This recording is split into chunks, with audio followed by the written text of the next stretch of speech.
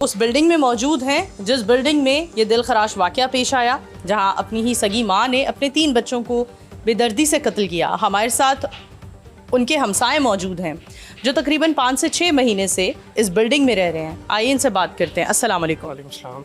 हमें बताइए, आप 5-6 महीने हो गए आपको यहाँ रहते, कभी उस फैमिली से मिलना जुलना हुआ जिस फैमिली में ये हादसा हुआ? मिलना जुलना नहीं हुआ, बट आना जाना तो रास्ता है। कहना तो हम आते हैं तो अक्सर कभी रात में कभी दोपहर टाइम की लड़ाइयों की काफ़ी आवाज़ आ रही होती। तो सास बहू की लड़ाई और साथ वो हस्बैंड, बहुत ज़्यादा लड़ाई होती थी। स्पेशली कल इंसिडेंट हुआ ना, तो परसों रात को तकरीबन 2-3 बजे तक हमें बहुत शोर की आवाज़ें आ रही थी। इतनी आ रही थी कि ना मेरा एक कोलीग है वो पुलिस में है, तो वो कह रहा था कि हम 15 पे कॉल करके ना डोमेस्टिक वायलेंस की करते हैं कंप्लेन। तो बट फिर हमने कहा चलो रहने देते हैं, मसला बढ़ेगा। तो सुबह उठे तो ये इंसिडेंट हो गया। हमें लग रहा था कि मसला बढ़ेगा। यानी आपको लगता है कि घरेलू नाचाकी और उस लड़की को बार बार तरह तरह के ताने, जो कि उसने खुद स्टेटमेंट दी है, उन तानों के बायस उसने डिप्रेशन में आकर ये एक इंतहाई कदम उठाया?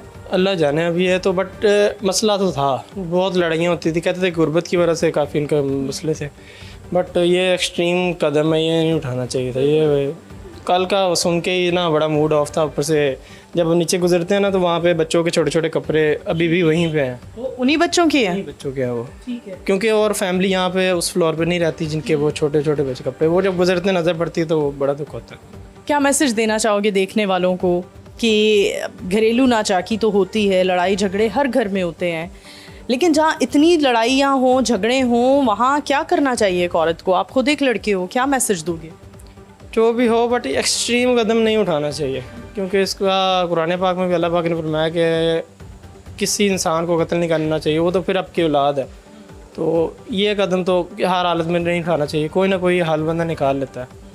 तो घर वालों को भी चाहिए कि ना कंसल्ट करें एक दूसरे से और समझाएं, ताकि कोई एक्सट्रीम कदम ना उठाए। बिल्कुल, चाहे उसने किसी भी ज़हनी हालत में आकर एक इंतहाई कदम उठाया, मैं हरगिज़ मर्डर को जस्टिफाई नहीं कर रही, लेकिन यहाँ मैं बात कर रही हूँ ज़हनी हालत की। हम हमेशा मेंटल हेल्थ की बात करते हैं और एक्सरसाइज नहीं करते हैं। कोई रद्द अमल, हमारा कोई ऐसा अमल नहीं है जिससे हम मेंटल हेल्थ को डेवलपमेंट की तरफ लेकर जाएं। और मेंटल हेल्थ की एक मुंह बोलती बल्कि चीखती मिसाल हमारे सामने है, इचरा का वाक़या, जिसमें सगी माँ ने बेतहाशा ताने सुनने के बाद और बार बार ये सुनने के बाद कि बच्चे मेरे नहीं हैं, अपने ही शौहर से, उसने ये एक इंतहाई कदम उठाया जिसे मैं लगातार कंडेम करती हूँ।